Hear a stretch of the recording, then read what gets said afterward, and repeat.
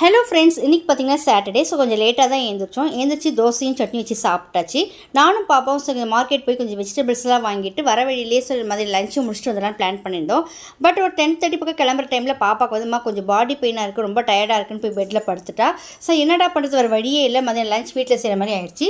So கடற்கரை என்ன செய்யலாம், பச்சைப்பயிர் குழம்பு செஞ்சிடலான்னு பச்சைப்பயிறு, தக்காளி, பூண்டு, வெங்காயம் இதெல்லாம் போட்டு சீரகம், கொஞ்சம் மஞ்சத்தூள், கொஞ்சம் புளி இதெல்லாம் போட்டு நல்லா ஒரு 5 விசில் விட்டு எடுத்து பச்சைப்பயிர் குழம்பு ரெடி பண்ணி அப்பளம் வறுத்துட்டேன். பாப்பாவுக்கு ரொம்ப பாடி பெயினாக இருக்குன்னு போய் படுத்தவ தான் நல்லா தூங்கிட்டா. ஸோ இதுக்கப்புறம் அவர் டிஸ்டர்ப் பண்ணக்கூடாது அவளே விட்டாச்சு. ஒரு 2 ஹவர்ஸ் நல்லா தூங்கி ஒரு லஞ்ச் டைமில் எழுந்திரிச்சு அதை வச்சு சாப்பாடு கொடுத்துட்டேன். நல்ல வெயில் இன்றைக்கி, சூப்பரான வெயில். ஸோ நாளைக்கு இந்த வெயில் இருக்குமோ என்னன்னு தெரியல.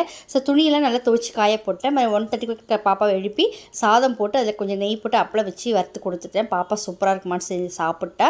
கொஞ்சம் பாடி பண்ண ரிலீஃப் ஆன மாதிரி இருக்குதுமான்னு சொல்லிட்டா. ஸோ நாளைக்கு போய்க்கலாம் விடுமான்னு சொல்லியாச்சு. ஸோ இந்த வீடியோ உங்களுக்கு பிடிச்சதை லைக் பண்ணுங்கள், ஷேர் பண்ணுங்கள், மறக்காமல் சப்ஸ்கிரைப் பண்ணுங்கள். தேங்க்ஸ் ஃபார் வாட்சிங். Tata, bye bye.